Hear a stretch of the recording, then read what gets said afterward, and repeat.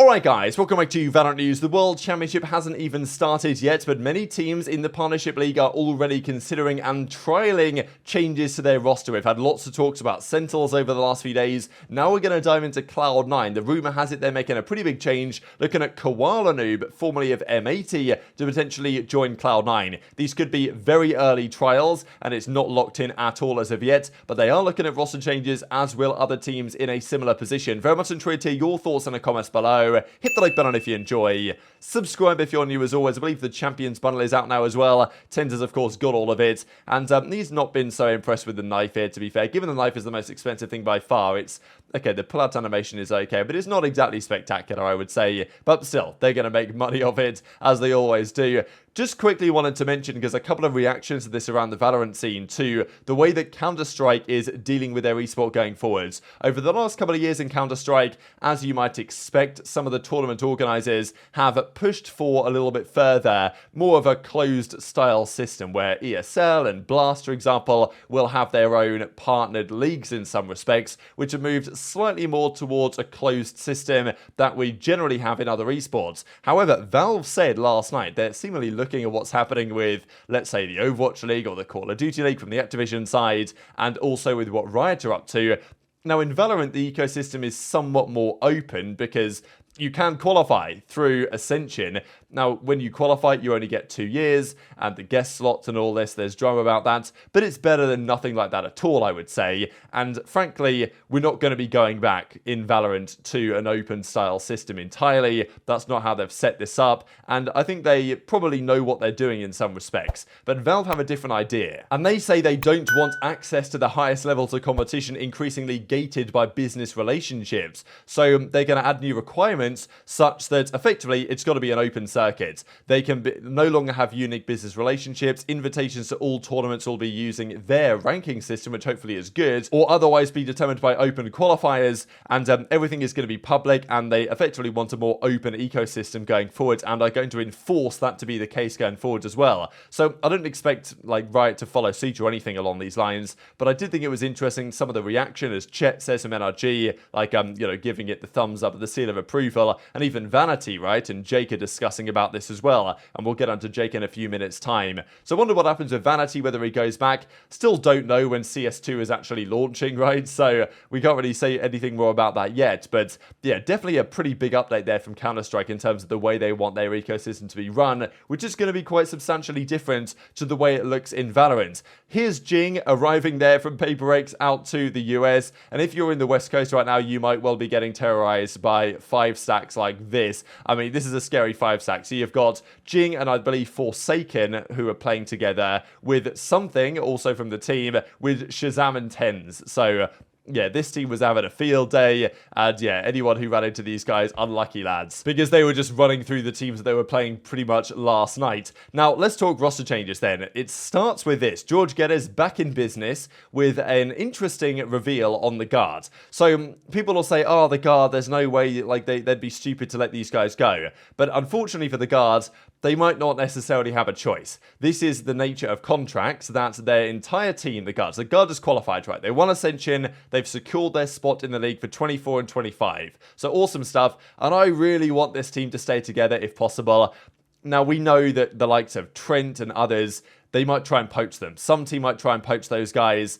I get it, but I would like to see how the guard would do in against those top tier franchise teams, because you bring the guard in, keep them with the same roster they've got. How good are they? Are they, are they 11th best, or are they 7th best? Are they 5th best? Are they, could they be top 5? Which would be really interesting. So I want them to stay together. However, Valin and Net, 2 top players on their team. I mean, their entire team is top players pretty much. But the contract of those 2 players are at an end, and therefore in mid-October, they will be free agents. Now, the guard want to get these guys back. They want to re-sign them, and they will be negotiating a deal with those players. But, they can't, they're not holding them hostage, right? They're free, their contract's at an end. If they want to go elsewhere, Valin, if Net wants to go elsewhere, gets a better offer, he can do exactly that. And if the guard can't match the salary that's being offered elsewhere, then those guys will probably depart. They themselves probably want to stay around on the guard and run it back with that same team and see how it goes. obviously they've succeeded with that roster. They know what they're capable of. But if 100 Thieves come in and say, hey, Valiant, hey, Net, we'll give you this amount of money, and the Guard can't match that, then, you know, we might have an arrangement where the Guard no longer stays together, which would be a shame, but it's definitely possible going forwards. Another big one as well, courtesy of James FF here, again, absolutely killing it on the daily Scrimbux. So Yay has been teaming over the last few days with a very interesting roster, actually. I believe this is part of the roster. So it's Nitro, Exalt, Yay with a couple of others. Interesting that Exalt and Yay are teaming up again after the DSG shambles, but I think this is just for a bit of fun. But they are practicing against certain teams. They played EG last night, we're down 18-5. Of course, in these scrims, you don't play to 13 rounds, you just play all the 24 rounds pretty much, and that's how it goes. So PaperX played Fnatic, apparently. PaperX played Fnatic, and this is, to me, surprising. So he's finding this stuff by just looking in all the different Twitch accounts, right? He's just watching streams and looking on the right-hand side to try and find information. But like PaperX 13-11 Fnatic, I'm surprised in some way that they would actually play each other before the tournament, because if you're Fnatic, I would think that PaperX are your key challengers here, potentially. So I would potentially want to steer clear of giving them any ideas before the tournament begins. So that's very interesting. And, you know, obviously it's just practice, so the numbers don't really matter. But apparently, Loud, so EG destroyed Ye's team 18-5.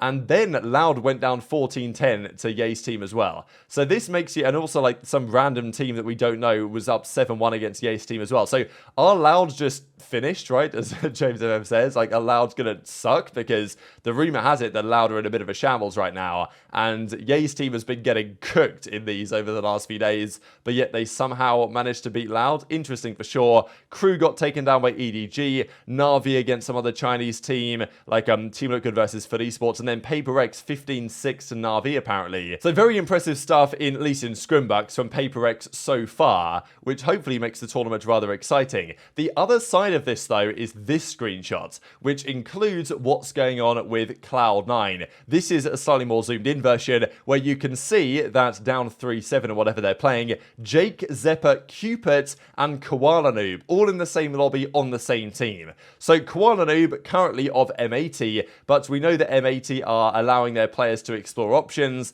They didn't qualify for Ascension. It would be nice if that team of 5 ran it back again and they win it next year, but some of those players will get offered some tier 1 teams, and potentially Koalanoob is going to be one of those players. So we heard some rumors with Cloud9 that even before the events of the Last Chance qualifier, they were playing without Rooney, their IGL. They benched him, brought in Cupid to the team. For whatever reason, I don't know why, but apparently they did that going into the Last Chance qualifier. They brought Rooney back because it wasn't working with Cupid or something, and then they didn't really deliver as they might have expected to at the LCQ. They failed to qualify for champions. Now we see Cupid in the team. So they obviously believe in Cupid a lot, and I'm guessing if Cupid's in, Rooney's gone, which is surprising because I thought Rooney did such a good job on this team, and I'm a little bit confused as to why he might be getting dropped, but that seems to be the case, because who else are they changing? We see Jake in the lobby, we see Zepper in the lobby, we see Cupid in the lobby, so, you know, obviously Koalanoob is in here somewhere, so that means that, you know, is Elsis gone? Is Leaf gone? Like, you know, because Leaf, I mean, surely Leaf can't be gone, but then again, Leaf does play the role on which generally Koalanoob plays. Like, Koalanoob is a Jet player, so is Leaf changing off that role? Is he going to run a different role? Is Elsis gone? Like, I don't really know what's happening at the moment, but this is just what we understand at the present time, that at least last night, Jake, Zepper, Koalanoob, and Cupid were playing it together. Someone here might just be subbing in for somebody else in their scrims, but this feels to me like very early season trials, does it not? Like, we're a long way out from when these rosters are going to get confirmed, but this sounds like Cloud9 are doing some trials, and they're just seeing how things go with certain players, and I wouldn't say that, oh yeah, for sure this is happening now, but there's been some rumors to this effect, and now we see that this is actually going on. I would say that it's certainly far less than 50% that we actually see a roster like this next season, but it's probably early days for these teams.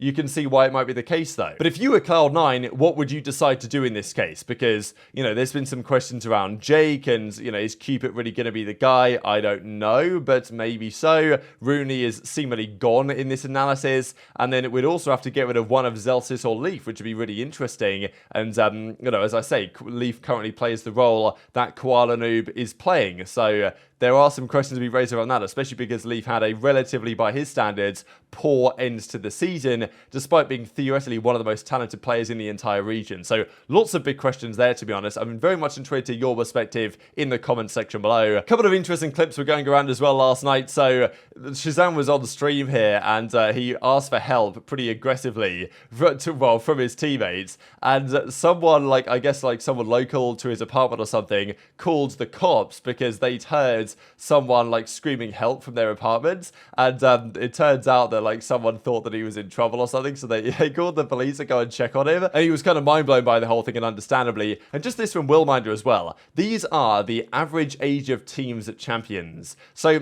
quite some variation. NRG the oldest, as you might expect, Na'Vi not far behind, T1 as well, and then you've got Crew, but lower than that are most of the teams. Fnatic's average age is only 21, EDG are the youngest, 90, they're under 20 on average, absolutely insane. Louder 20, DRX are really young as well, then PaperX, so, you know, a lot of the favourite teams that you got to say are like sub 22, and even EG at 22, most are probably averaging like 22, 23, which is still crazy, right, how young all these guys are, to be honest, but still, this is the average, and NRG are quite the exception being this high, but they're still up there in the conversation for being one of the favourites as well. But very much intrigued to hear your thoughts in the comment section below. Hit the like button if you enjoyed, subscribe if you're new, take care, and I'll see you next time.